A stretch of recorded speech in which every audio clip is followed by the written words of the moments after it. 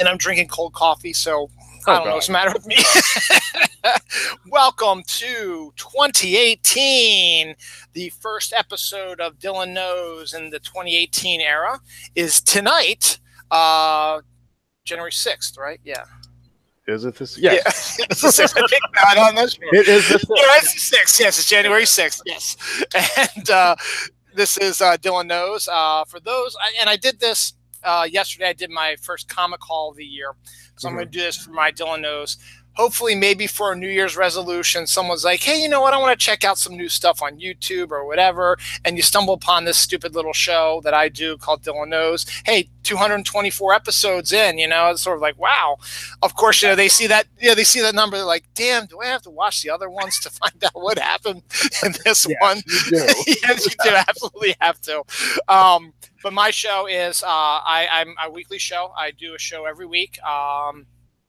The first weekend of the month is usually our comic show, which my illustrious, wonderful writer friend over there, MJ Khan, co-host, is doing. There's MJ. Yeah, we'll talk about your stuff in a second. And then usually the second weekend of the month is me and my other co-host, Sherry Fletcher. We do our top 10 list, whatever. I should probably come up with one for this month. I don't have one yet. We might move it to a couple weeks down the line. We'll see. And then the other 2 weeks of the month are just me babbling on about whatever I damn well feel like. Because it's your show. It's my show, absolutely. Yeah. I am planning on doing some sort of Doctor Who type of show this year, because with the new Doctor being female and coming out, I think it's about time to revisit. I've done 2 before in my illustrious 4+ year career. I figure it's time to do another one now with the new Doctor, the new showrunner, new everything. So I figure that'd be a good one to do down the line. And we'll see what else goodies we got. But for now, we're not here to talk about that. We're here to talk about comic books. And as I said, my co-host MJ Khan is a writer. MJ, tell us about what you write and where they can get your books at. Amazon, Barnes and Noble, but I specialize in sci-fi and fantasy. I am now working on some urban fantasy, so I've got four sci-fi superhero books out, and I'm almost finished with my second urban fantasy. So, I'm going to give that a try, because those are the genres that I like to read in, and I think that they are underrepresented out there in the mainstream world. So I'm going to do what I can to push them out there. And there you go. And so just type in MJ Khan in your search engine for whatever online you use, Amazon, Barnes, or whatever, and you'll pop up there right there. So fantastic. So hopefully things are going good for that. And now we're going to talk about comics. I got a bunch of little things here and there, little news and notesy things. But actually, you know what? No, before we do that, one other thing MJ and I have in common is we both love football. Love it. MJ, where are you from? I am from Charlotte, the Panthers, who squeaked into the playoffs. And I'm from Baltimore, where we were 4th and 12 from getting into the playoffs, and we threw a 50-yard touchdown to win the game. So we were not in the playoffs for the 4th year in a row, 3rd or 4th year in a row. Has it really been that long? I think it's been 3 years. I think it's been 3 years. It's been 3 years, yeah. Yeah, I mean, we had the year after we got in, we were one and done. Not one and done. No, we won one game and went on to the next game and lost that one. And that was due to the Patriots killing our secondary. So we thought we'd update our secondary, and we tried, and we did pretty good. And then our quarterback, Joe Flacco, gets injured for the year. Oh, yeah. And so we have our backup, Ryan Mallett. Actually, we had Mallett, and we had one other guy in there for a little while also. We ended up, was it 7-9 maybe? We didn't have a good year. 8-8. We weren't like 5-11 or anything like that, but I think we were like 7-9 or 8-8 or something like that. No, we might have been 7-9. I think we were 7-9. And then Flacco came back, and we were 8-8. So we were like, oh, he's still just trying to get back on his feet, blah, blah, blah. We weren't even, I don't think we were even in reaching any idea we were going to reach that our second year. And then the last year was another, this is something, if you're a Ravens fan, you go through all life. It's a heart-wrenching, they pull your heart right out and show it to you while it's still beating. We had a Christmas Day showdown with our rivals, the Pittsburgh Steelers in Pittsburgh. We were one of only 2 games that was going to be on Christmas Day because Christmas Day was on Sunday last year. So we were the early game, and we always play the Steelers really well. So that was the next to last game. And if we would have won that one against the Steelers, I think we would have won the division because we had a tiebreaker on the Steelers. Mm-hmm. And the Steelers probably would have gotten a wild card to get into the playoffs. And we would have already written our ticket, and it didn't matter what would happen in their last game against the Bengals. Right. We were pretty good in the game until right there near the end. We were leading, right? Again, it wasn't 4th and 12, but it was right down there, 4th quarter. The Steelers had like maybe 2 minutes left in the game. They were driving down the field, and I think it was Antonio Brown got the ball and just barely it was like third down. It was like 3rd or 4th down. Just barely got it over the line for the touchdown, and they called it a touchdown, and the Steelers ended up winning the game, and then we got smoked by the Bengals, and so we didn't make the playoffs again last year. So then this year we started off like crap, and we're like, okay, there's no way we're gonna do anything. And then after the bye, we won 5 of our last 6 games, and so in that game we lost was to the Steelers again, which we should have won. We lost by 1 point. You remember that one? And then we had this game with the Bengals, which we should have won. We were at home. Yeah. We were writing our own history. If we would have just won, we were in. We didn't have to worry about if Buffalo or the Titans lost or whatever. We could have just in. But just in case if Buffalo or the Titans would have lost, we still would have gotten in regardless if we won or lost. And of course, then we start saying, okay, Buffalo's winning. Yep. Okay, they won. The Titans are winning. Jaguars, they're making it interesting. Oh, wait, no, they're not. And the game's over. So the Titans and Buffalo both won. So it's like, okay, we can still make it. We're winning right now. We got 4th and 12. We're good. And nope. And that's 4th and 12. Yep. But I'm very happy for the Panthers. They get the last game of Wild Card Weekend tomorrow against the Saints. A team you're used to. You played them twice, right? Already? Uh-huh. Yeah. Mm-hmm. Yeah. How'd you do then? We have beaten them. Oh my gosh, do we go 1-1? I think so, yeah. But this is all going to depend on which Cam Newton shows up. So, is it going to be the happy-go-lucky, go for it Cam Newton, or is it going to be that tight, pensive Cam Newton that throws interceptions, is like all over the place? I just, this season, I know that, and I guess this is the same thing for all the teams. Everybody's injured. It's just like injuries in the beginning of the season, and I don't know what they can do about that. I mean, it's just that just really has hurt the game. At least this year it did. Yeah, you got so many big name players that just get knocked out for like weeks in the beginning of a season. Then you don't recover from that. Your team is just you're hurt. We had 15 players on IR going into like week 4, week 5, including 2 of our best players, Yanda and Jimmy Smith. And again, it's one of those things that what if we just had those? Plus, Joe was playing hurt the first few games. That's why he looked kind of stinky, particularly against that Jacksonville game in London, which we're not going to discuss, which was awful. But it was just, and it's always, it's the way it is. And it's just so funny listening to all the fans in Baltimore just totally blah, blah, blah, and complaining about every little thing. And I get it. I understand it. But now the new thing they're mad about now is that they're not making any changes in the coaches. Our defensive coordinator retired, so we're going to get a new defensive coordinator.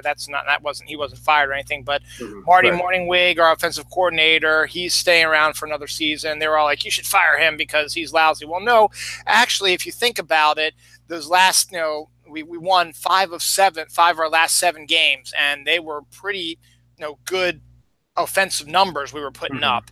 We need offensive players. We need wide receivers who can catch the ball. And Joe, here's the thing: we need Joe is not an elite quarterback. I will not say he is, but what he does have is he has a ring and an MVP, Super Bowl MVP. So the Ravens are 2-0 in Super Bowl. We've been 2 Super Bowls. We've won them both. And in this case, Joe Flacco, he played out of his mind because, again, and this might work for Cam, because it may sound cliched, but the playoffs are completely different. It's Yeah. a new start, fresh start. You play completely out of your mind, and that's what Joe did. He played completely out of his mind in the playoffs, our Super Bowl run in 2012, and he was also up for getting a new contract. So he had faith in himself, and he ended up throwing 8 touchdowns and 0 interceptions during the playoffs. We breezed through the Steelers, we breezed through the Patriots, and made our way up there and faced Colin Kaepernick and the 49ers, who actually were a pretty good team, who almost came back and beat us, that year. And so, then Joe got the big contract, and that's when everybody starts bitching and moaning. It's like, oh, he's not worth all that money. And that's all it is. And that's what they keep bringing up all the time, is like, Joe's not worth all that money. It's like, yeah, he might not be, but you know what? That was what you were going to get him for. And if we wouldn't have signed him after that playoff season, cried about that. You would have been bitching and moaning, saying, why'd you let him go to Cleveland, or why the hell did you let him go to Oakland, or wherever, Why didn't you give him what he wanted? Yeah, so I don't know, and that's the same thing they're doing with Manny Machado and the Orioles. I know we're not talking about the Orioles, baseball, but everyone is now in Baltimore is like, we're not going to be able to keep him because he's going to want $300 million. So now they're all like, we need to trade him so we can get all these excellent prospects and rebuild our farm system. Now the problem I have with that, and we'll get off baseball in a second, the problem I have with that is prospects are not a guarantee. It doesn't matter if they're considered to be the #1 prospect in the United States. He's got this great batting average, or he's got a great, ERA or whatever. It's a matter of how you go up against other players. And so you might breeze through single A because, hey, you're the best guy. You play out of your mind. The guys in single A are all, weak. And anyway, they're young. They don't know what they're doing. But then you start moving up the levels, and then you start realizing, oh, wait, we're playing tougher guys. And then all of a sudden your ERA starts going up, or your average starts going down, down, down, because you're playing better players. Yeah. And so there is no guarantee that any of these prospects we get for Manny Machado, if we trade him, are going to be any good. Now, am I saying don't trade him if we can't get prospects? No. If you think you have a good deal, at least I would try to get maybe some 1 or 2 little veterans in there as well, people who may not be the best players on your team, but are consistent, are good, and have proven themselves, so that we can upgrade right now our team, which sucks in the starting pitching department. If we can get a good starting pitcher and maybe a reliever on the backside, we have enough fielders in our farm system that I think they can do a good job of covering for Manny. I mean, no one's going to be able to cover for Manny, but I think we'll have somebody who can play adequately at third base, and might put up some hitting numbers. So he's not going to be Manny. And at the same time, you also got to remember, he's been playing out of his mind the last couple of years, but remember, he's had both knees surgically rebuilt, and one little thing could happen. I mean, I can just see it. I can just see it. The Red Sox or the Yankees, or wherever they pay the $300 million contract, he plays maybe half a year for them all of a sudden. And I don't want this to happen because I don't want injuries on anybody, but I can just foresee something like that happening. His knee goes out and he's out for the rest of the year. And then you're going to have everybody up there complaining, why do we pay so much for this guy? He's injured all the time. It's just the fan. Or has a career ending, and they're giving him that money then. It's like, So, fanaticism that's why it's called fanaticism. That's crazy. Exactly. But at least you have somebody to cheer for tomorrow. And I'll definitely probably be watching that one and hoping that they can move up to the next level. Yeah, I'm hoping so. Come on. One win. Let's go. Come on. Philly looks, beatable without Carson Wentz, and Minnesota. But they might be a lot better than people are giving them credit for. But I think they are better. Yeah. And I think it would be crazy. It's not going to probably happen. I'm not saying I want it to happen because Minnesota's in your division, but the Super Bowl this year is in Minnesota. And if Minnesota somehow made their way into Super Bowl, that would be the first time ever in Super Bowl history that a Super Bowl team will be playing in their home stadium. And that's just kind of that itself is kind of interesting. But I'm not saying I want it to happen. It would be hard to happen, but yeah, exactly. That would be a tall order for Minnesota. So we'll see, but it should be a very interesting year. I think the game right now, the Falcons are trashing the the Rams right now, 13-0 last I saw. So Yeah. we'll see what happens. So that'll be interesting. You know what? If they win and the Panthers win, then you've got Panthers, Saints, and no, they wouldn't be the Saints. That's Saints, the yeah. Panthers would have beat them, but you'd have two, people from your same division playing each other again, in the big game. So that would be a pretty fascinating thing to watch. So, well, for those who are watching, yes, we are going to talk comics, but I'm going to tell you right now, next month is our Man Day episode. It's whenever we do it, it's usually Super Bowl. I don't think, however, it's not going to be Super Bowl Sunday this year, MJ. So because a bit before, it'll be probably Saturday because my brother-in-law's 40th birthday is on Super Bowl Sunday this year, and he wants us all to join him at a Washington Capitals hockey game, and that's in the afternoon. So we're going to head down there. So more than understandable. But we'll still do our Man Day show. It's a tradition here at Dylan Knows. We've been doing it the last 3 or 4 years, and it's fun. And hopefully we'll be able to be talking about the Panthers being in the Super Bowl. So on that note, we will talk about comics now. I'll just start at the top and move on my way down.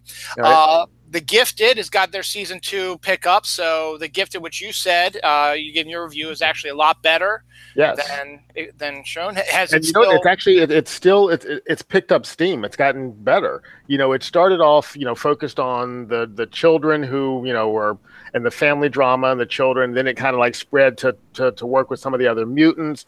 They brought in the Hounds. They've introduced the Sentinel Security Force, which in this iteration, the Sentinels are not giant robots. It's actually like a government agency that hunts mutants and then puts them in internment camps and registers them and that type of thing. So that's what the Sentinels are. But they have created the Hounds, which in the comics were like, the mutants that they use to track other mutants. So that's what they're using them for. It's introduced the Von Strucker twins and their legacy and how these children are the direct descendants of the Von Struckers, and it just introduced the Cuckoos. So I saw that. Yeah, I saw that. That's awesome. That was so fun, that episode. They're so crazy and so likable, but crazy, and just you feel like, God, why am I rooting for these girls? They are just terrible people, but they're so fun.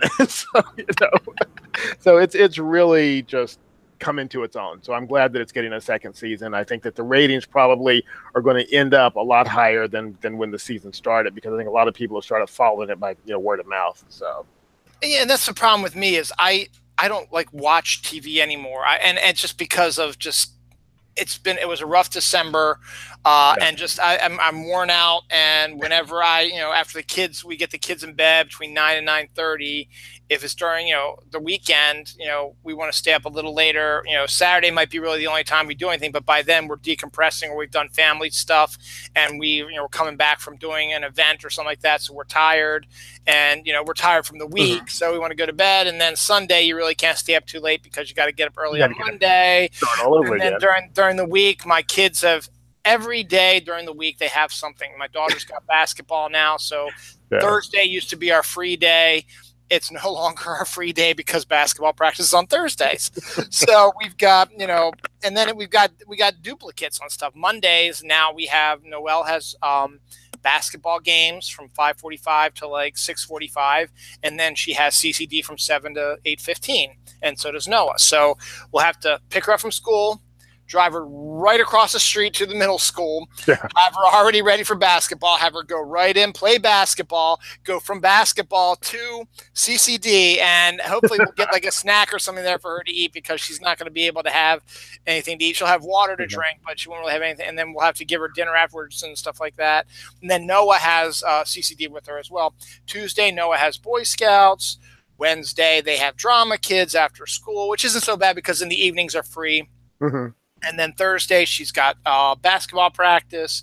Friday, he has dance. Saturday, are basketball games. So we're doing the whole typical parent thing. So, but I want to watch The Gifted, but it's one of the things that I might just have to wait for the DVD, and then when I get a second to sit down and watch them all, I'll be able to do that. But like that, and same with all these other shows I'm be talking about.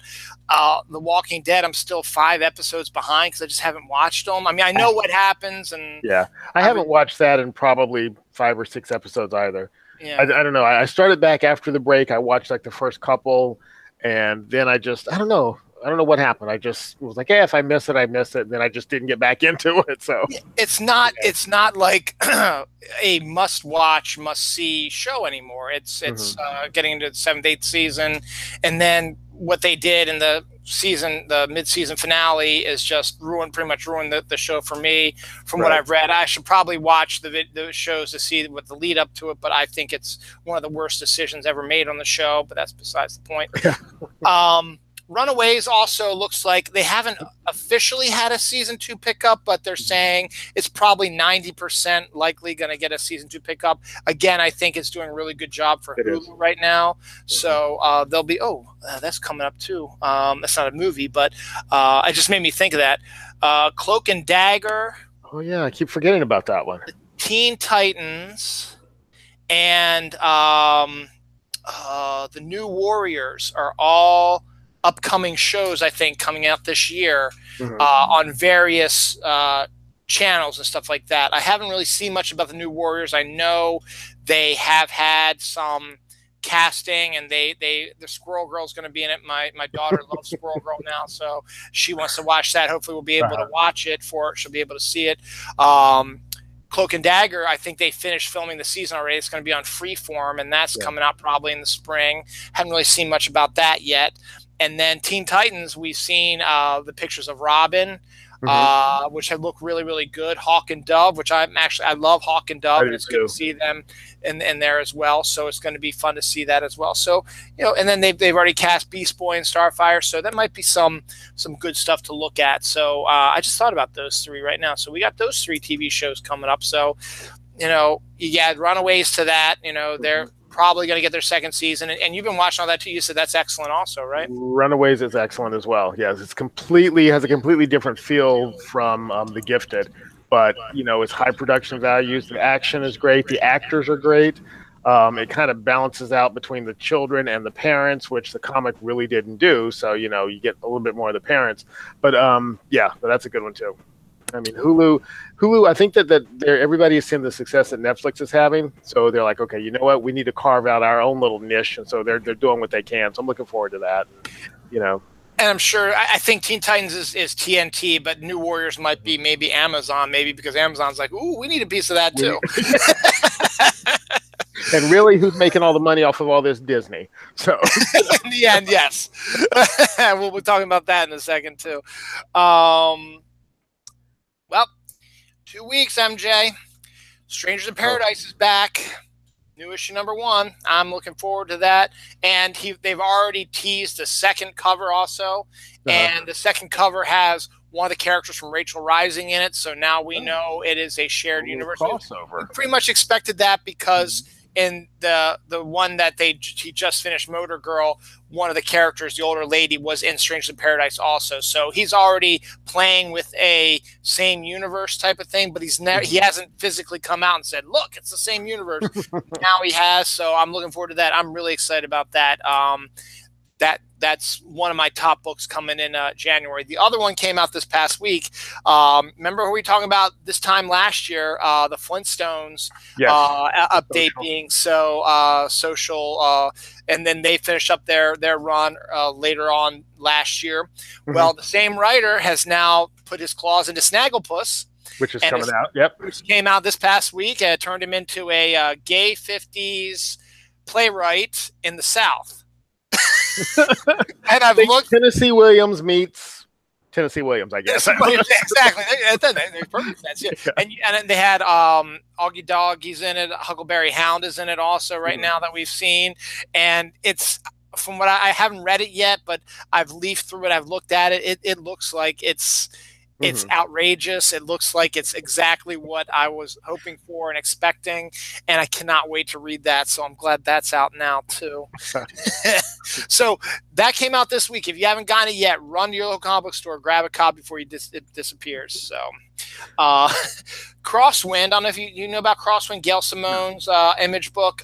Great premise. Remember back in the 80s, they did the body switch thing between the child and their parent, like Big. Well, Big wasn't really that way, but Freaky Friday and stuff like that.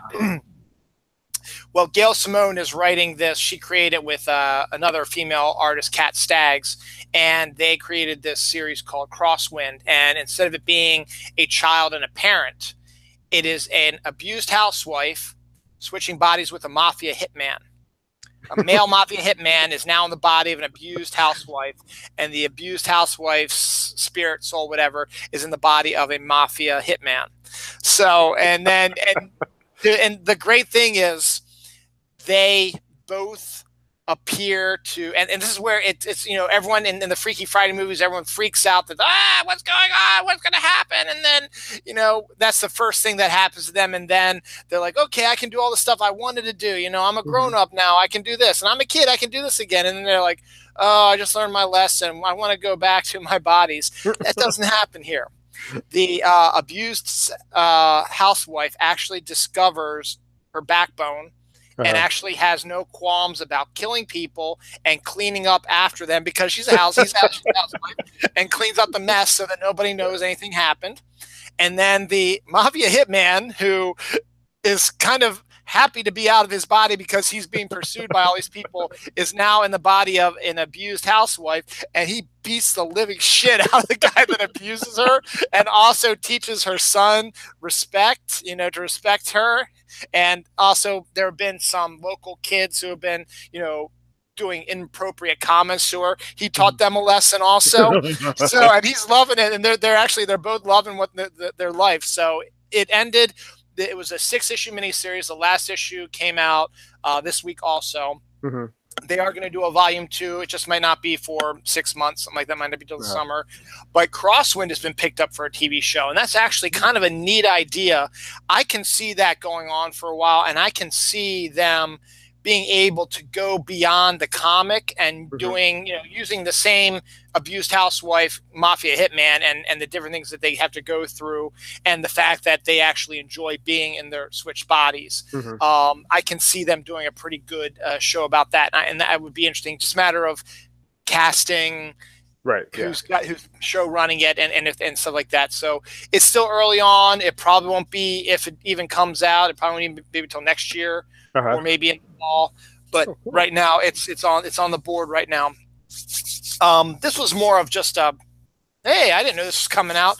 30 Days of Night. You remember 30 Days of Night? The big independent story that took the world by storm back in the early part of the century. About the vampires who go to Barrow, Alaska, where there's night for 30 days. And then they did some movies, and then there was a bunch of comics, and then it sort of just went bye-bye. Disappeared. Well, it's back now. The newest, they're doing a reboot of 30 Days of Night. Steve Niles is still writing it, but Ben Templesmith isn't drawing it, which is a shame because his weird horror-esque type of artwork made it. But it's still okay. And I read the first issue. It lacks a lot of vampires, but it sets up a lot of the storyline. And it looks like that he's focusing more on, instead of, hey, we got this concept, let's jump right into it. He's going to slowly build the concept in here and maybe make some slight changes to it to make it a little bit more unexpected than it was. So that was kind of interesting. I picked that up. That caught me totally by surprise. I went to the comic store, I was like, 30 Days of Night? Really? Same thing, but a little different feel to it. Exactly.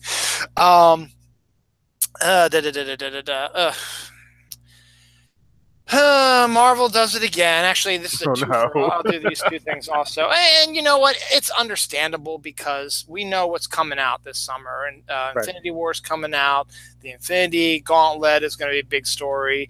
And whenever you get a movie coming out, Marvel and DC, they both decide to build storylines in their comics which are going to be sort of reminiscent of what's going to be coming out in the movies. We know that. Well, after their huge legacy, Secret Empire, Hydra Empire, whatever you want to call it, storyline, they were all like, yeah, we're not going to do any crossovers for a while. Well, guess what? Crossover.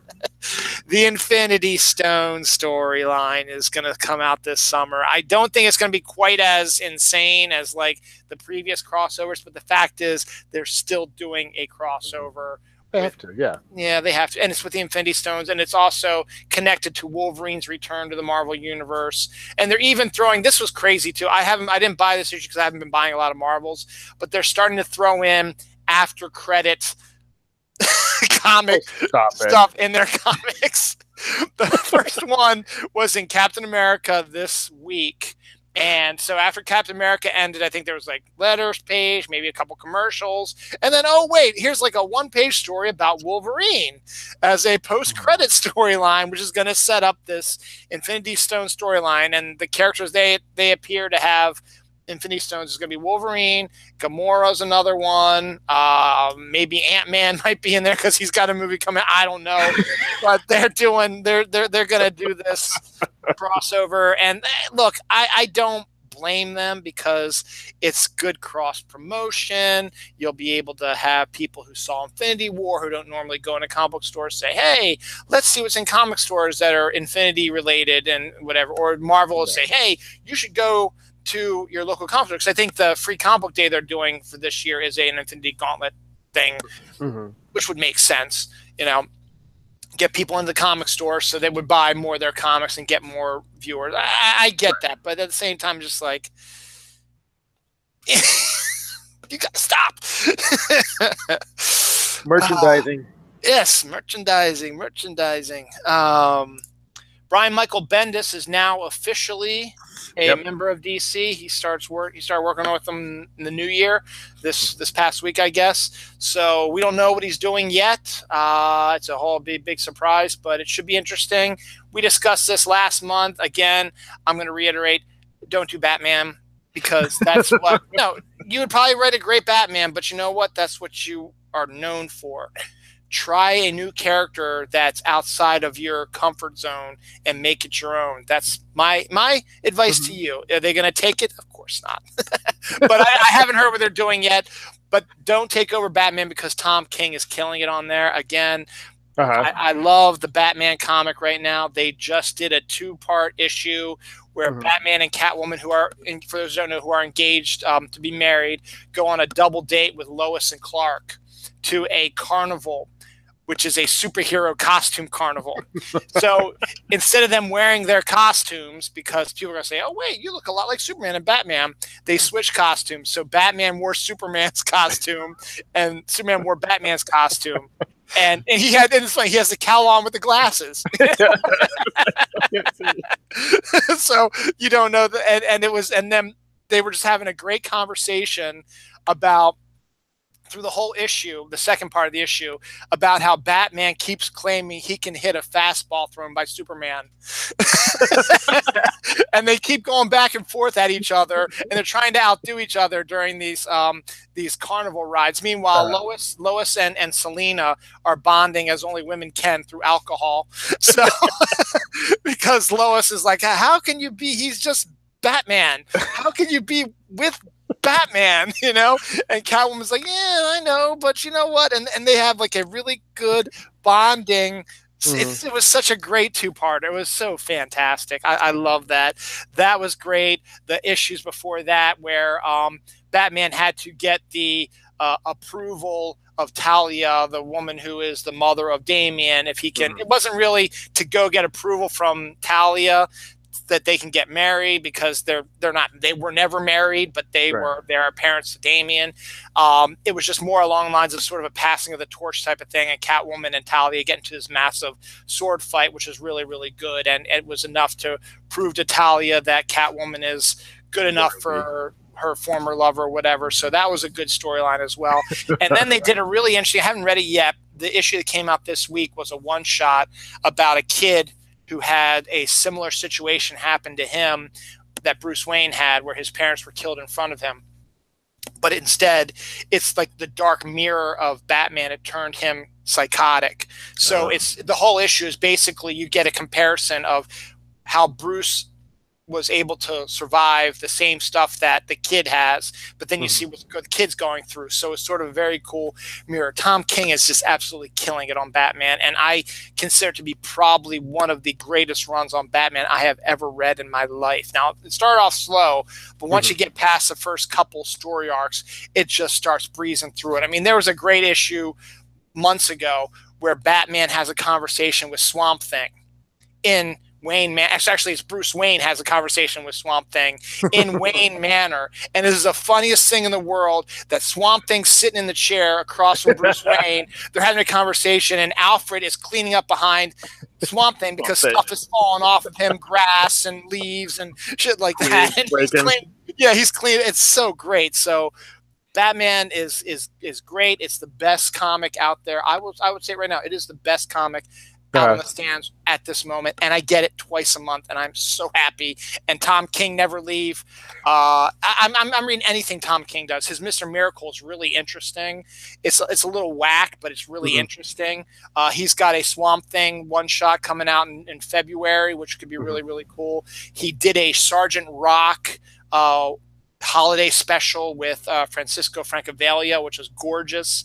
So I'm just buying everything. In fact, the Vision hardcover, which was what he did for Marvel, is coming out next week. I'm contemplating buying that. I have the trades, but I was like, you know what? Maybe I should get the hardcover. It'd be nice to get it. So we'll see. I don't know. Speaking of Bendis, did you see his tweets and what happened with him? Yeah, that was crazy. It was some sort of like art thing or face thing, or then he contracted like MRSA from it, which is that horrible thing you get in hospitals, that infection.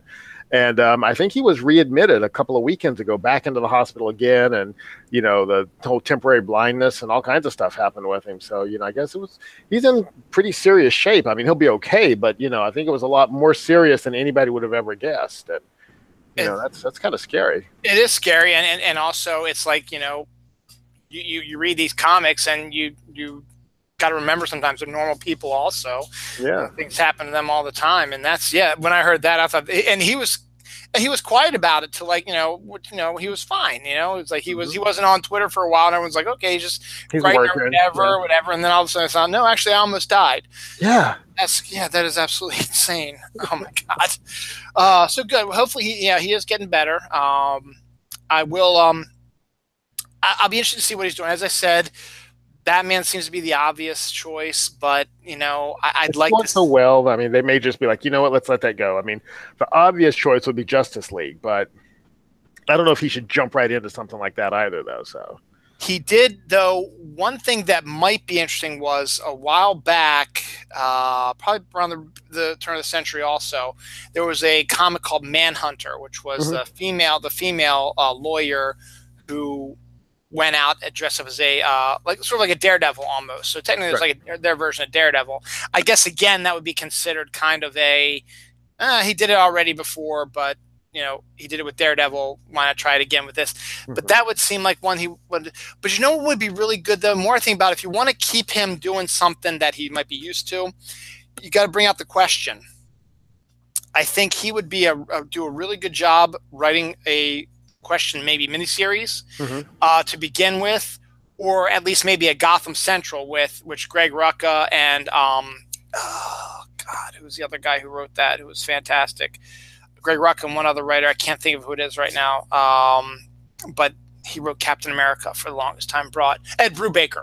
The two of them, when they wrote Gotham Central, that was an amazing series. If you want to do something like that, if you want to get him into his comfort zone, the Question probably would be give him a mini series. That's what I'd start with. Is don't throw him into a regular series right away. Don't give him regular. So give him a mini series. Let him stretch his legs a little bit, play in the sandbox of DC a little bit, and then we'll see how things go. And if it goes according to plan, then you could toss him into the big kids pool. Yeah. I'd like to see his take on Wonder Woman, because right now I'm not a big fan of who they have writing right now. James Robinson's okay, but I'm not a big fan of what he's been writing right now. That's kind of missed the mark. Yeah. I kind of like to see what Bendis could do with Wonder Woman. I think that would be, because that would actually fit. I mean, yes, he's worked with strong female characters before, but this is a little bit different than a Jessica Jones. Yeah. It's an iconic character. So you get a Brian Bendis to come in and you do one of the Trinity that's not Batman, and just see what his take is, and it's different. I think that would be a good one, but you know what? Again, that's us. We're here. They're up there. Hey, do your thing. I have to give him mea culpa. I might have done this before. When they announced Batman White Knight, the 8-issue miniseries where it's an alternate reality where the Joker gets cured and he becomes the good guy and Batman sort of turns into a bad guy. When I saw that, I was like, oh my God, this is going to be awful. Yeah. And I got the first issue. I was like, okay, let me just see what the big hubbub's about. It's written and drawn by Sean Murphy. I got the first issue. I looked through it and I was like, damn, this is actually really good.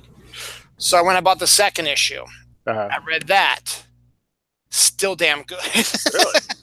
And I haven't read the third issue yet, and the fourth issue just came out this week. The fourth issue that came out this week has a little bit of, not really controversy, but he tweeted out unedited pictures of the first ever Harley Joker sex scene. But remember, this isn't Joker, so he's normal now. He's not abusive, and Harley is with him and knows that he is not the same Joker that used to abuse her and stuff like that.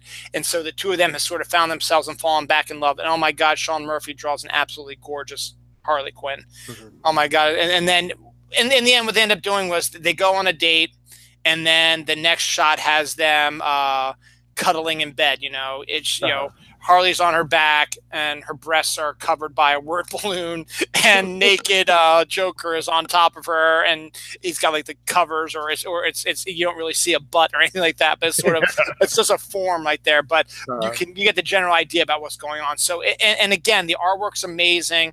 They have a really interesting take on Nightwing and Batgirl also. They look fantastic. I love Murphy's design on that. Batman's a little too psychotic, but I guess you need that to balance the good Jack Napier Joker character. Yeah. So we'll see. But it's actually, and as I said, I thought it was going to be crap. It's not crap. I've mea culpa many times. It's the last time I'm mea culpa, but it is definitely worth checking out. White Knight, it could very well be a classic Batman story down the line.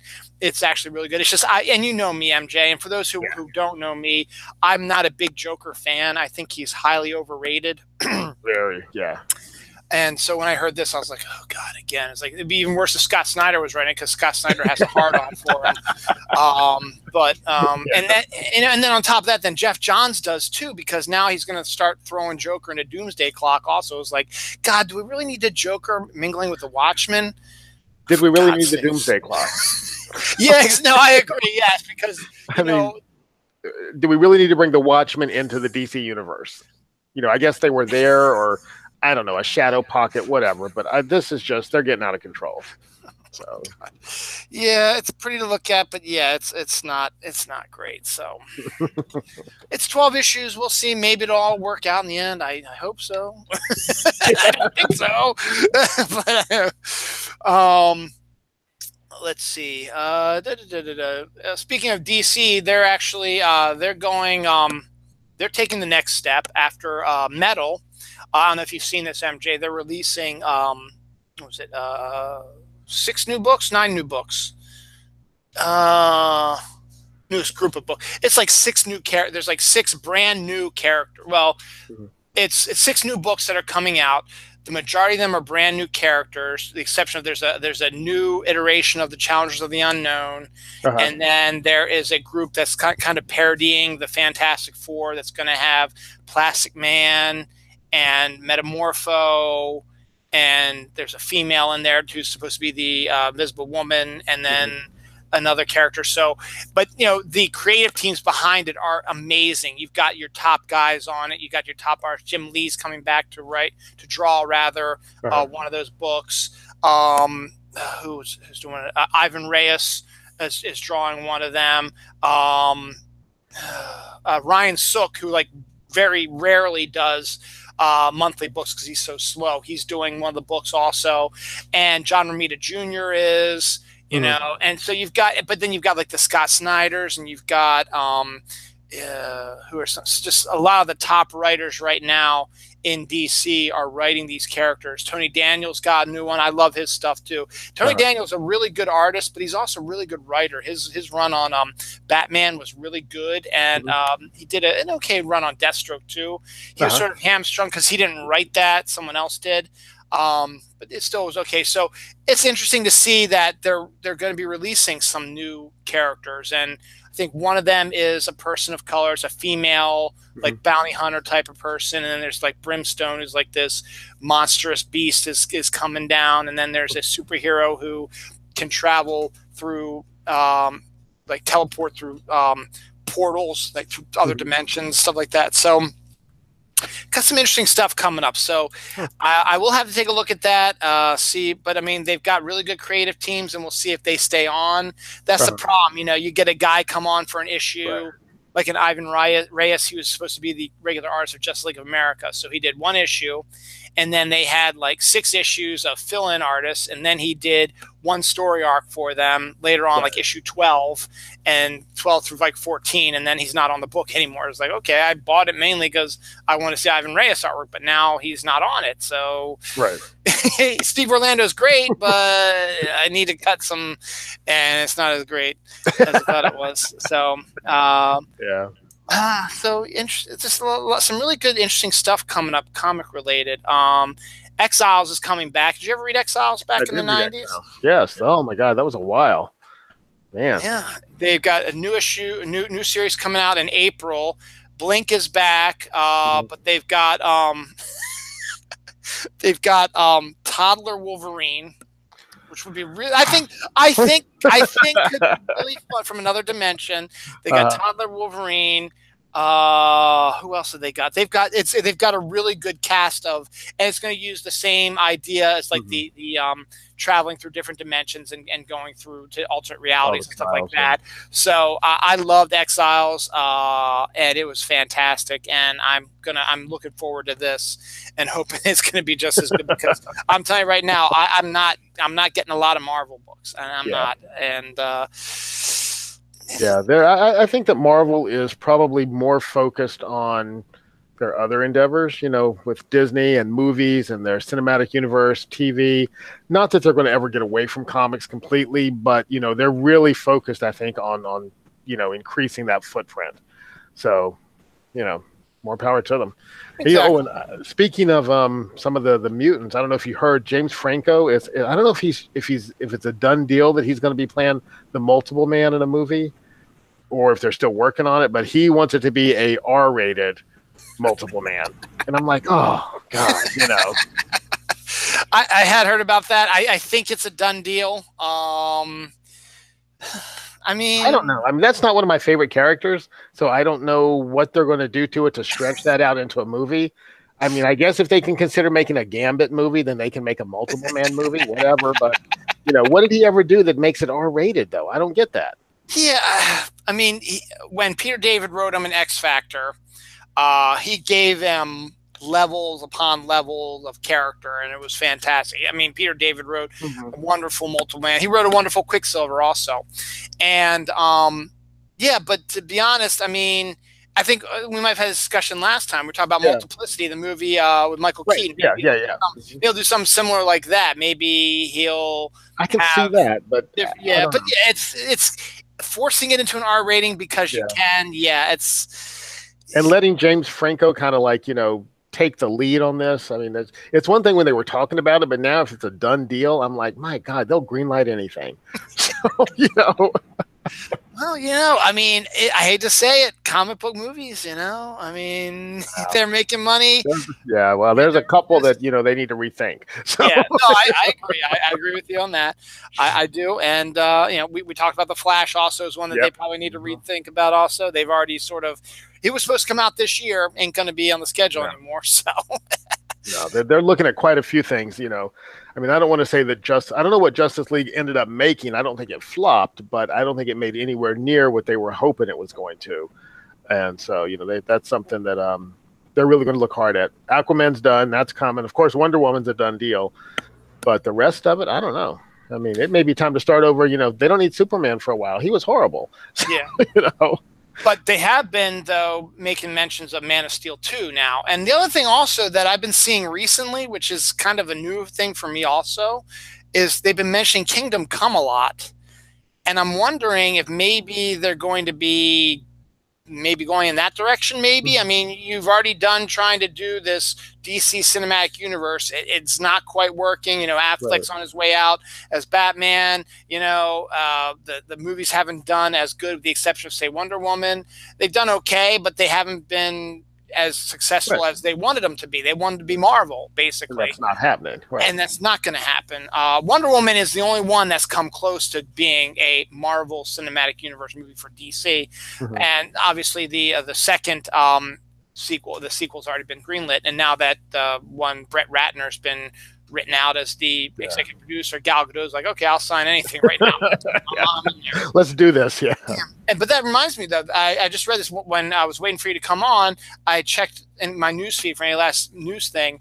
Zack Snyder fans are gathering outside of Warner Brothers headquarters in support of a release for a director's cut of Justice League. So there are fans out there who want to see what Zack Snyder would have done, or add the 15 minutes, 20 minutes, whatever that Joss Whedon was ordered to cut. Now, remember, you know, Joss Whedon's just like, I'm cut this, I'm going to cut that, I'm going to cut this. No, Warner Brothers is like, you need to make this 2 hours. Find a way. And so Joss is like, my hands are strong. I got to do this. I got to do this. I got to do this. Boom. You got your 2 hours. There you go. So, you know, we'll see. I mean, there's rumors that the Blu-ray is going to have it on there. It might be a director's cut in there somewhere, but the thing about that is I think it's on digital at the end of the month, maybe, or early February, which means it'll be on DVD probably sometime in mid-February. So if they've already got the director's cut, are they petitioning to have it released in movie theaters? Is that what these people are doing? Oh, well, good luck. If that's what they would have petitioned for, you know what? Knock yourself out. Have a private screening, let them watch it and hoot and holler all they want to, but you know, I don't need to sit through that.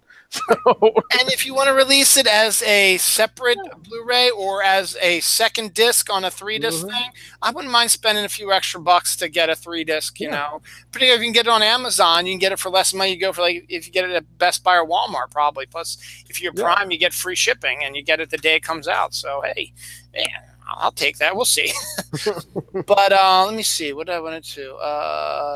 Yeah, okay. Well, since we're on the topic of the movies, now you and I both thought that maybe this would be the year with Logan and Wonder Woman, that maybe the awards people would be making a serious look at, hey, maybe we should nominate Logan or Wonder Woman for the Academy Awards or the Golden Globes or whatever. Well, the Golden Globes came out. Guess what? No nomination. Snubbed.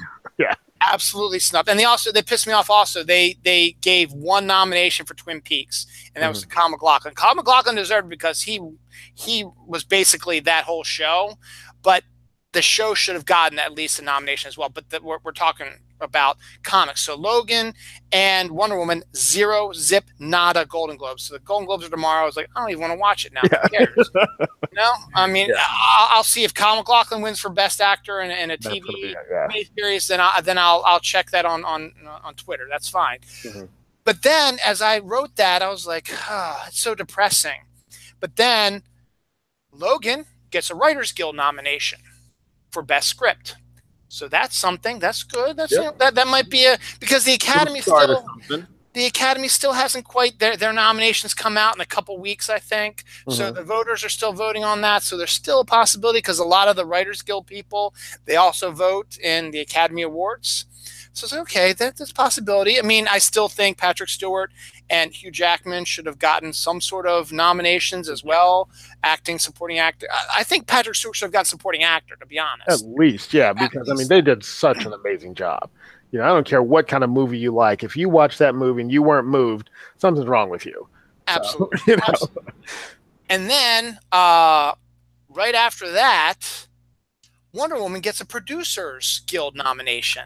And that's usually a good sign of something that might pop up in the Academy Awards. So there's that sort of little bright light as sort of maybe Logan might get a Best Original Screenplay nod, and Wonder Woman might get a Best Picture nod, or maybe they'll both get a Best nod, or maybe even Patrick Stewart might get, because to be honest, I haven't really heard of, I mean, I think I don't think Gal Gadot is going to get a nomination for Best Actress because I think there's a huge amount of talented actresses out there. Not that Gal Gadot isn't, but I think, you know, the kind that the Academy wants for these heavy dramas, stuff like that. I think there was there was a humongous amount of them this year, and they're going to have to dig through that. So she probably won't get a nomination. But if you can get Wonder Woman, maybe, besides special effects and all that crap, or sound, if you get something more along the lines of maybe a screenplay nomination for either both of them or one of them at least, I still think a Best Supporting Actor nominee for Patrick Stewart would be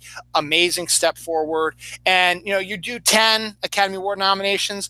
You can find 8 movies that are the creme de la, oh, we've got to do these because that's what the Academy does. You can give the 2 to Logan and Wonder Woman. Come on, man. Just to get people to come, because you're losing viewers, Academy Award. Get them back in with these superheroes. That's what people want. Look at the numbers.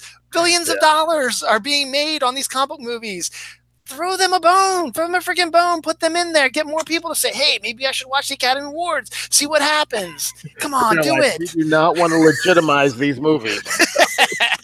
Thanks, Jodie Foster. Yeah. Now, see, if she made a comic book movie, they would nominate it. Actually, it's funny. After she made those comments, Kurt Busiek said, you know what? Now I kind of want her to do an Astro City TV show for me. Because she would be pretty good in Astro City, I think. But yeah, she's not going to do that. But man. Maybe she could do Kingdom Come. She could be one of the old Marvels, you know, from like the Shazam family or something. So. Mary Marvel, played by Mary Marvel. Yeah. It's a sure nom right there. Absolutely. And speaking of the DC movie group, they got rid of their movie producer, the guys who were head of the movie company, Jeff Johns and the other guy, and they hired a new guy who's going to run the movie division now. So maybe that's going to be, you know, leaning more maybe to try, they're cleaning house. You know, it's like going back to our iteration of football. If your football team does crappy, it's obviously because the coaches are terrible, not because your players are terrible. Yeah, right. Which is tongue-in-cheek for those who didn't know, or sarcasm, because yes, sometimes your players are bad. I mean, sometimes the coaching is bad, but the players, the players are the ones who are trying to throw the ball or score touchdowns or run, stuff like that, and then they can't do it because they're not good enough. And then the coach is like, you know what? That was a terrible play call. It was right down the middle. There was nobody there, and your guy got sacked. What the hell's the matter with you? I know. It's like the ball was right there, Ben Affleck. I mean, you know, whoever. So, but yeah, so they got rid of those people and they put a new guy in. He was a producer of It and The Conjuring. So what are they trying to do, more horror in the DC universe now? Now that'd be good if they did a Justice League Dark. Maybe he could be the producer. But now this guy who produced It and the Conjuring movies is now the head of DC production. So we'll tell him that last. Yeah, as I say, I don't think it's really worth it, you know. Yeah. And actually, talking football made me just think about. Let me just check and see the score right now. How are the Falcons doing? Yeah, see how the Falcons are doing, because actually I picked them in my pick'em just because it was. I mean, one of those. It's like a Survivor League, but you don't get eliminated if your team loses. You just cannot use them again, and it goes through the Super Bowl. So you've got to sort of, you know what, the Patriots are probably going to be in the playoffs and the Super Bowl again. So I'm not going to pick them during the 16 weeks, 17 weeks. So, okay, Rams are making it a game. Falcons 16, Rams 10, with 6:45 left in the third quarter. So it's a game. So. It looked like it was going to be a blowout for a while there, but you know, who knows? Particularly with Chiefs up 21-3 at halftime. All of a sudden they lose. They get 19 unanswered points. The Titans do. They win the game. So, oh, football! You're so funny. So there's that. Lack of nominations. We talked about that already. This is just a little side thing. The Ultimate Universe, you know, the Ultimate Spider-Man, Ultimate X-Men, stuff like that. It was supposedly dead and buried after the Marvel Secret War crossover from 2 years ago. Well, guess what? They just announced that, oh, wait, it's actually not over yet. It's still hanging around out there now. So now they've got that opening now that Marvel's like, we could do a legacy for the Ultimate series now, and we could have new Ultimate, and we could do a whole new reboot of Ultimate. It's going to be fantastic. So we'll see what happens about that. Yeah. Not excited about that either. Not excited about that. You're right. Just a few more comic book related stuff, and then we'll talk about our top films of the year, and then we'll get the hell out of here and maybe catch the end of the game. Dan Slott, who has been writing Spider-Man since probably, it seems like 1999. I don't think it's been that long, but he's been writing it forever, it seems like. He's finally leaving Spider-Man. He is going to, since with the whole legacy, they're going back to the old numbers and stuff like that. Spider-Man is 7 issues away from 800. He's going to write up to issue 800, and he's going to leave after that. So his career-spanning Spider-Man run, which has been, to me, it's been kind of up and down. A lot of it's been good. Some of it's been kind of crappy. I think in the end, people look at it as a pretty steady, good run in the series, and an interesting one and a unique one. His tenure's up at issue 800, and I'm just waiting to see. Maybe I was like, maybe Bendis will take it over. Oh wait, no, he's in DC again. I was like, oh wait, that's a oh wait, no, that's not DC. Not there anymore. So it'll be interesting to see who they can get for that one. So we'll see about that. Gail Simone, who I love and adore, who wrote Crosswind, as we talked about already. She's jumping on the well, Deadpool 2 is coming out, so Marvel's like, we need to get a Domino series out, and we're going to get Gail Simone to write it, and I'm excited about that because that could be good. Yeah. Domino's a good character. Gail Simone's a great writer, and Gail actually has she's written she wrote Deadpool for a while early on, and then turned him into Agent X or something like that. Yeah, which was a non-humorous Deadpool, but still a similar Deadpool, but it was still really solid storytelling. So to have her come back to Domino, that was just announced like this weekend, so or yesterday or something like that. So that's exciting to see. That's not coming till April either. So April could be a good month for Marvel. So we'll have to wait and see what they got. So that might be interesting to check out. So I'll check that out as well. And finally, the last bit about the Marvel Universe before we talk more about the Marvel Cinematic Universe. Ghost Rider Spirit of Vengeance co-director says he's bored with the MCU. Well, I don't know who the hell you are, right? And I don't care what you say. And Ghost Rider Spirit of Vengeance was an awful movie. Yes, terrible movie. So that's just more like clickbait. It's like, oh, they said the Marvel Cinematic Universe is a piece of shit. You know, let's read this article. Oh, it's just a guy from Ghost Rider Spirit of Vengeance. Yeah, okay. Who has contributed what to any universe? So exactly. So now's the big time. We've been on for about an hour. We'll just cover this, and then we'll probably get out early. We do this. We've done this. The last couple years, the comic book movie world has been increasing the number of comic book movies they're releasing every month now. When we first started doing this 2 or 3 years ago, there was maybe 4 that we would discuss. Last year was a big one. There was like maybe 7 or something like that. This year we got at least, last count, and I might be missing one, but right now I count 9 superhero or very well. There's one there's one that is not quite in the same era as the MCU, DCU, but actually, now I'm looking at it. There's only one DCU on here. Actually, it's all Marvel stuff. So what we tend to do is we look at them, and I don't have them in any order. So I'll just throw out the first title, and MJ and I will both discuss our level of, God, I want to see this more than anything, or wait for the video. So our one viewer who just came back or is just starting up now, you came at the opportune time right now. So the good stuff. Yeah. So the first one we're going to talk about is the first superhero movie that's coming out this year.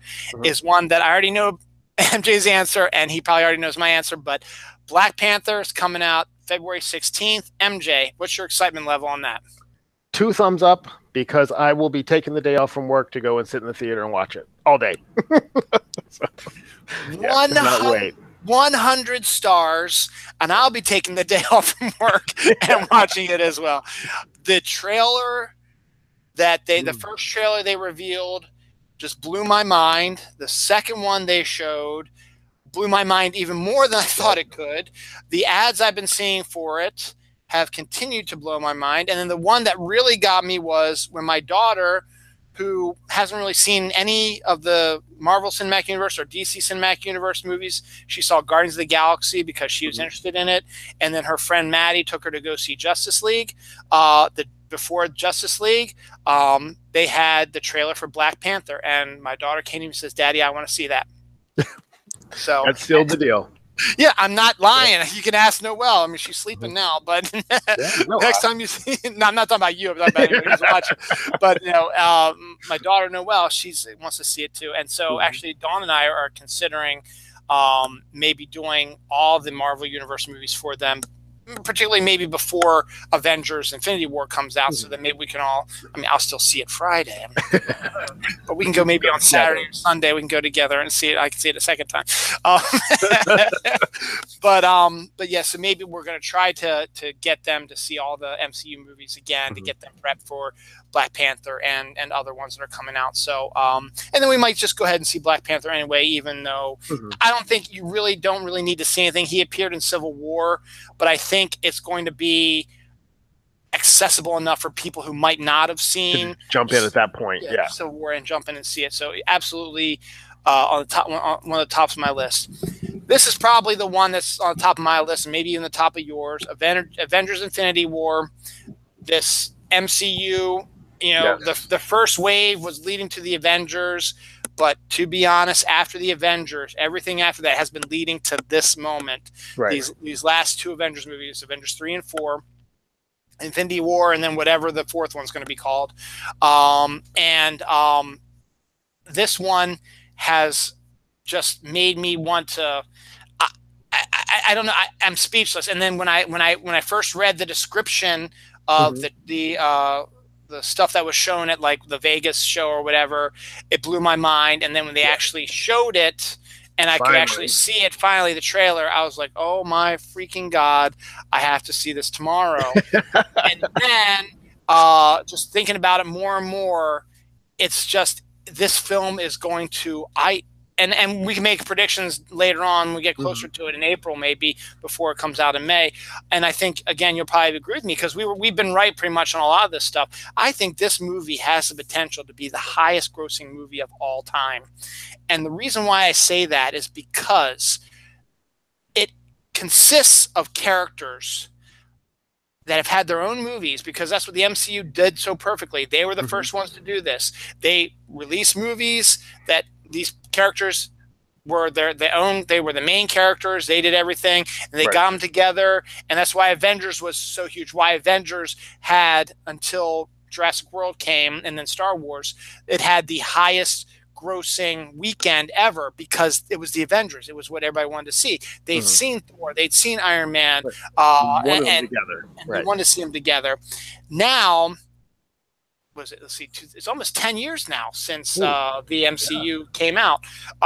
Now you're going to have the Guardians of the Galaxy in it, which have been two movies that have been highly successful. You've got the rebooted Spider-Man, which is going to be in it also, which did very well this past year as well. And it's Spider-Man, so people are still excited about Spider-Man.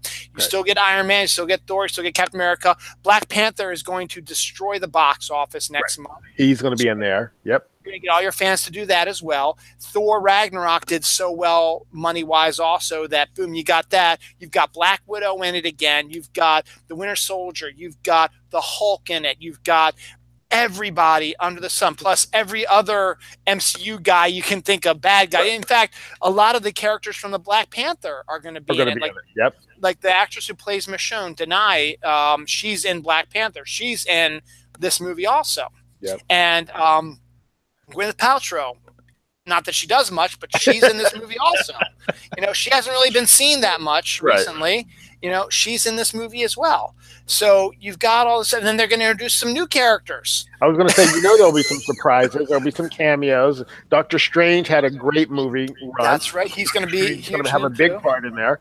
Ant-Man, Ant-Man will be in there too. And the Wasp, I think, and they've got their own movie coming out later on, so you've got them also. And then we know that in the fourth Avengers movie, which is coming out next year, right? Yeah, next year. Yes. To finish up, we're going to get our first look at Captain Marvel. Mhm. And she's going to be in that, and then her own movie is going to come out. Unless her movie comes before it, I'll have to see the time frame of that.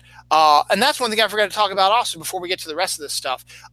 They cast an actress from Spike Lee, She's Gotta Have It, and someone posted her actress picture next to a Marvel character, and my mind was blown. The original, not the, Captain Marvel was, we know Captain Marvel was a dude. He died of cancer. Right. And the female Captain Marvel we have now was Miss Marvel, and that was then she turned into Captain Marvel. But before she turned into Captain Marvel, there was another Captain Marvel, and the woman's name was Monica Rambeau, and she was in the Avengers. She was a faster the speed of light type of character. This actress looks like Monica Rambeau. Wow. And she is a lead according to the casting director. So I'm beginning to think we're going to get 2 Captain Marvels for the price of 1. And maybe she'll be in Avengers 4 also. And I think that's going to be awesome. Yeah. So this I really think too, I agree with you. I think this is going to make all the money. So, just they might as well just put a big bucket in the middle of the floor at Marvel and just watch the money just dump into it when they release this movie in May, because everybody's waiting for it. And it's one of those movies where you will go see it multiple times, which is what the studios want. They need that repeat business. And I guarantee you people are going to go back and see it 2 times, 3 times, so they're going to get the money, Absolutely. And you know what? On top of that, you've got the directors who've directed probably, and I think we've discussed this before, probably some of the best Marvel movies you've ever seen in The Winter Soldier and Civil War. These 2 guys know how to handle big storylines, know how to handle comic books, know how to handle lots of characters. And then we get that as well. We get Vision, we get Scarlet Witch in this one as well.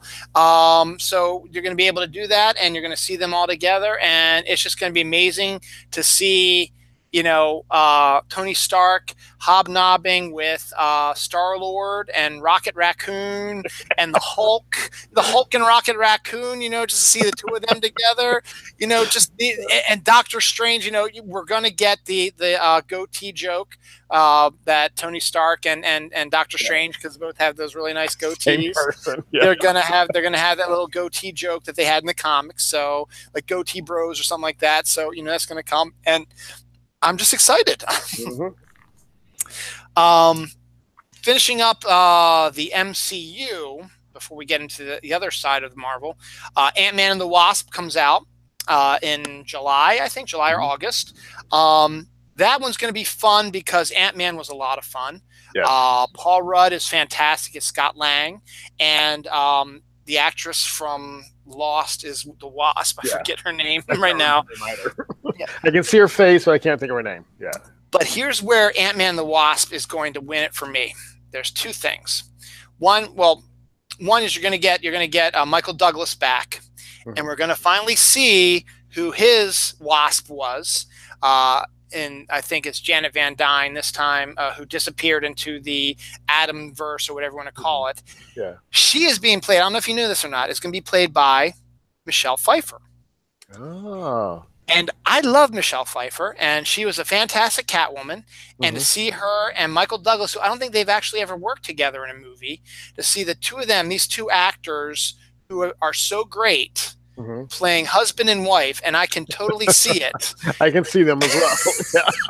And I think that is going to be amazing to see that, and that in itself is a reason to go see it. But then I'm also a sucker for romantic comedies, and they have called this the first Marvel Cinematic Universe romantic comedy, because it is going to focus on the Scott Lang Ant-Man and the new Wasp and their banter back and forth, as it's going to be like a romantic comedy couple where they're going to be arguing while they're fighting and stuff like that, but then they're going to be loving just as hard and stuff like that. And then you're going to get Michael Douglas, who had a little bit of humor in Ant-Man as well, showing his humorous side, being able to be reunited with Michelle Pfeiffer, and to have the 2 of them have their interactions as well.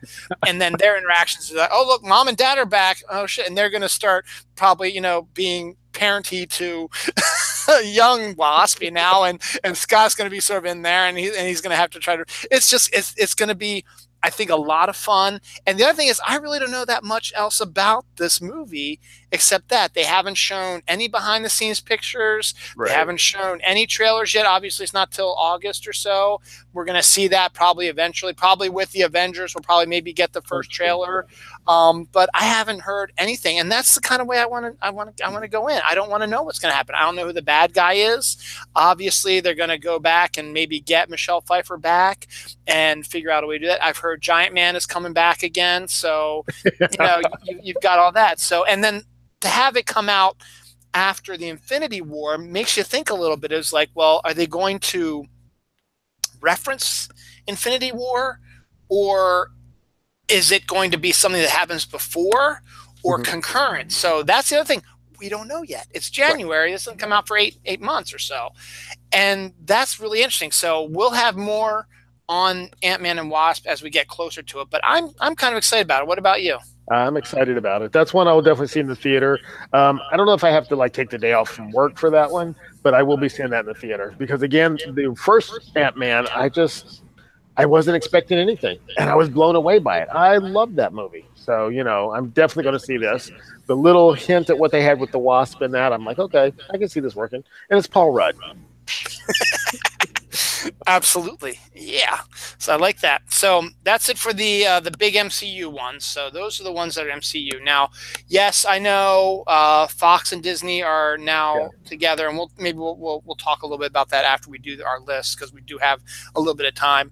But still, before Fox is able to integrate their characters into the MCU, they still have a bunch of movies that they made or in process of being made that you're going to have to get through first before you start to integrate the two worlds together. So now that leads to more mutants. So we've got 3 mutant movies and a Spider-Man spinoff, which is I'm excited about it all. But we'll get to that in a second. First one is X-Men Phoenix is coming out. It's finishing up the new X-Men storylines. All the actors I think are back on that. You get Jessica Chastain coming in as playing I think the Shire, the head of the Shire. I think it's Jessica Chastain is playing the head of the Shire, or some famous actress is playing the head of the Shire, and it's going to be more of what we were expecting of the Dark Phoenix saga than we got with X-Men 3 that Brett Ratner directed. The Brett Ratner one, yeah. Oh, yeah. Gosh. That one, I completely forgot about that, which is fine. I'll be the first to admit. I'll be the first to admit I haven't really been following these X-Men that much. I've been reading up on some of them and watched the trailers, but I haven't really physically sat down and watched all of them in order, and I've seen bits and pieces of it. That's something I think maybe I'm going to maybe change this year. I kind of want it because they sound interesting, all these new X-Men stuff. I've heard Apocalypse was really, really bad. I don't remember what your take on it was. Yeah, that one was not the best. I did like the Phoenix, though. At the very end, they did show the Phoenix and the effect and everything, so that one was really good. That made me look forward to what they can do with this. But the whole Apocalypse tale, that one, that was a mess. So it was not a Brett Ratner mess, not by any stretch of them, but it was still very, you can tell that one was produced because they're like, we got to get this out. People are going to see this. Let's make it a big spectacle. Let's throw tons of effects in it. Let's have them destroy everything, but they didn't quite capture Apocalypse. So, All right. So maybe this Phoenix will be, sort of an apology to get people back in. As I said, it's probably not one that I'm going to see in the theaters, but it's an intriguing one that once I see all these other X-Men movies together, it'll probably be a good follow-up. What about you? Are you? That one, I'm on the fence with seeing it in the theater just because I still think I got burned by Apocalypse. But then again, Bryan Singer's not doing it, so then I'm thinking, okay, maybe I'll give it another chance. So, I'll make up my mind when I see another trailer, when I see the trailer for it. So. Exactly. So that's good. New Mutants, which we talked about before. I'm probably not going to see it because to me, it's just, and that's, I don't even want to call me a hypocrite, but that's where it actually looks good because it's unlike any comic book movie you've ever seen before. They're going to be focusing more on the horror aspect of it. It's been honestly a long time since I've read the Demon Bear story, which is what this is based on. So I couldn't tell you. Plus, at the time, I was a young, stupid kid who thought Bill Sienkiewicz's artwork was a mess. I've in my growing older, and my appreciation for Sienkiewicz's artwork has increased exponentially. But at that point, it never really got me into wanting to read that book too much, though it was written by Claremont.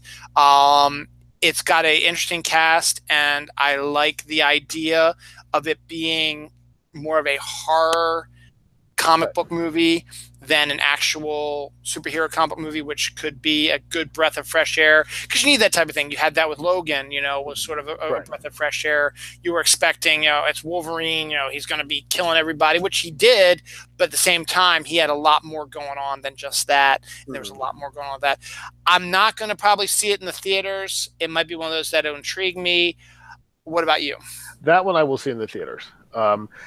I like the notion of making it a horror comic. I did like the Demon Bear, saga.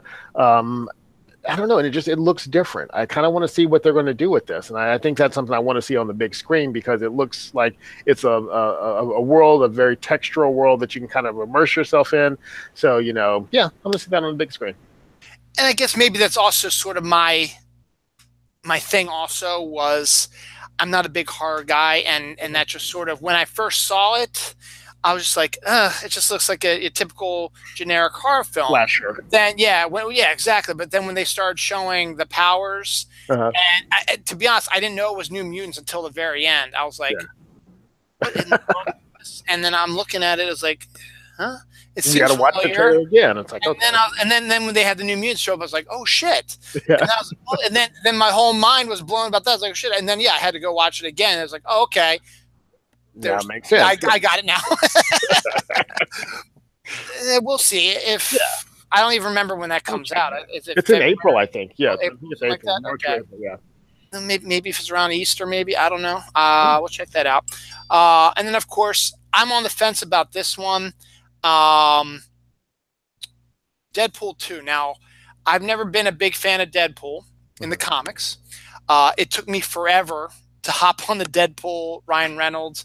I thought, don't get me wrong, I thought he did a fantastic job of getting, the idea of the movie out there. I mean, a full year ahead of time, he was PRing it. The movie, he was dressed up as Deadpool, doing what Deadpool does, and got people really interested in it. And it worked, because when the movie came out, it destroyed box office numbers and totally surprised everybody. It's the role, and we discussed this also, it's the role that Ryan Reynolds was meant to play. Yes. Is the type of role that Ryan Reynolds will say, most actors are like, oh, I can only play a character once or twice, and then I get bored with it. I'm an actor. I need to do different things.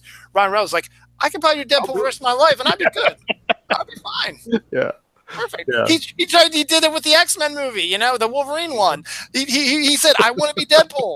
And then they totally neutered that Deadpool. And he's like, this is bullshit. Yeah, let me be Deadpool. Exactly. Let's do real Deadpool. And that's when he was able to get, and I love it. That's how he started the whole thing, was he leaked the camera tests or whatever for that Wolverine thing. It's like, hey, why don't we try it with a Deadpool costume on? Maybe that will draw people in there. And so they had the costume and had him dressed in that, and they leaked that, and the crowds went absolutely bonkers for it. And that led to Ryan Reynolds say, hey, look at this. Yeah, this somehow got out. I don't know how. and look at the reaction we get online. Hey, maybe we should do something about that. And then he was able to get the movie greenlit. He got up there. It made a shit ton of money. Yep. And now everybody wants to see Deadpool 2. I saw the original the teaser that was before Logan. That was funny. That was funny. And then the teaser with the Bob Ross type of thing was funny also. And then once again, he hasn't been going as crazy with the PR, but maybe that's because it doesn't come out till July. So maybe he'll start ramping it up a little bit as the year progresses. but you saw some stuff for Thanksgiving, and you've got Cable coming in. You've got the picture of Cable and Dead with Da Vinci picture or whatever that is. The thing, doing that as well, and it's one of these that. And then I saw the movie. I enjoyed the movie immensely, but I don't know if I will see it in the movie theater. Again, it's in July. We'll see what happens. Hopefully by then, maybe I'll get Dawn to watch it because she's been wanting to watch it. She hasn't watched it yet. Oh. Maybe we can have a date night and just go see that, because the kids obviously are not going to be able to see it. Not yet. Not for a while. Not for a long time. Not for a long, long time. But I mean, you get Cable in there. I'm still hesitant about Brolin doing it, but we'll see. He looks the part, but it's Brolin. Yeah, it's Brolin. And then we get Domino, which I think is going to be really good to see too. And then we also get to see Colossus and Negasonic is coming back too. So we got all those. And then I think the cab driver's coming back also. So we're going to have that. So it's Ryan Reynolds. It's Deadpool. I'm on the fence. I mean, I'll see it eventually, but I'm on the fence about if I'm going to see it in the movie theater. What about you? I think it'll be a theater for me. Yeah, and that's because I wasn't excited about the first one, but then I saw it and I really liked it. I only saw it once. I haven't yet to see it again, but I think I want to see Domino. I want to see their take on Cable. So yeah, I'll see that in the big screen. Plus, I still want to support these movies. They're going to have to be really bad for me not to go to the movie theater and see it, because even I've seen some real stinkers in the theater just to be like, okay, you know what, I brought a ticket for it, so maybe it'll show that in my little way I'm doing my part to keep them coming. So Batman, Superman. Sorry. Who am I to say anything? No. Yep. So then that leaves the DC one. Aquaman. Again, we've had this discussion before. I've not been a big fan of this version of Aquaman, but people tend to like him. The actor is likable enough. But my daughter even says like Aquaman. She didn't really like Aquaman because he was too dude bro-ish, I guess. And that's not what Aquaman does. And maybe with James Wan directing this, maybe we'll get more of the Aquaman we're expecting, because it'll be focused more on him. We're going to get Ocean Master in there. I don't know if Black Manta's a part of this one or not. We're going to get more of Mara, which is always good too. It's one of those that I can't get over the fact that I hate the casting of Jason Momoa. Nothing against Jason Momoa, because he seems like a really cool guy, but nothing. It's not Aquaman to me, and it's just. And then that's what. And I think I may even mention too. Aquaman the comic is sort of. They're not quite melding it to be Jason Momoa, but they're sort of twisting Arthur a little bit more in the comic to be a little bit more like him. They got the longer hair, the goatee type of thing going on. The fact that Stephen Sejic, who did Sunstone, the BDSM, Sunstone, he did that. He's been drawing Aquaman lately, but he's doing it sort of as the Jason Momoa type, not with the tats and everything like that, but he'll get there eventually. So I'm probably that one I'm not sure about. I don't know if I'll see that one in the theater or not. That character, he didn't really do it for me in Justice League, so I'll probably pass on that one. That'll probably be like a rental or something, But at the same time, maybe, because I think this one's not coming out till like the fall. I think. Yeah, it's November. Yeah. Yeah. So maybe when they start releasing more of the trailers for it, maybe, because when I saw the last trailer for Justice League, that almost got me enough to go, hey, maybe I should go see this after all. But then in the end, I was like, no, not so much. And it's really going to depend on the storyline. What actually comes out, what this is going to be about. That will be my determining factor where I see it. So. If you make him maybe less dude bro-ish and make him more like King of Atlantis-y, make him sort of similar to the character he did in Game of Thrones, or even Conan, who I thought he did a really good job as Conan. And I think he would. I think if they ever decide to do more of a Conan a series, that would be a character I could get behind, Jason Momoa playing him, because I think he's got the look, he's got and look, the guy seems like a really nice guy. I mean, I haven't heard any bad things about him. He's one of those actors you always hear nothing but good things about, and he seems he had right before Justice League, they kind of dug up some stuff on him. Okay. But, it passed. Well, he survived it. So, You're married to Lisa Bonet, so we'll see. You're always going to have some in there. Yeah. This one they say is coming out this year, but the fact is I think they're still filming it. And with all the special effects, I'm not sure, but I'm putting it in here hesitantly. Venom. And now I've never been a fan of Venom. I'm not a big Tom Hardy fan. So I'm a pass on this one. Yeah. I want to get your take. I'm going to pass on that. I have no interest in seeing Venom. Yeah.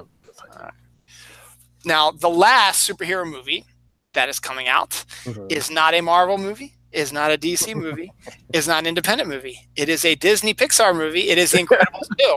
And I got to tell you that I'm going to be there for opening weekend. I will be right there on opening weekend for that one as well. Yeah. I think it's either the weekend before my birthday or after my birthday. So it's going to be right around my birthday. I was like, I'm going to go see that in the movie theater. And I'm going to see it with my kids and my wife, and it'll be great. And you know what? That one is going to make a ton of money, too. I mean, a ton of money.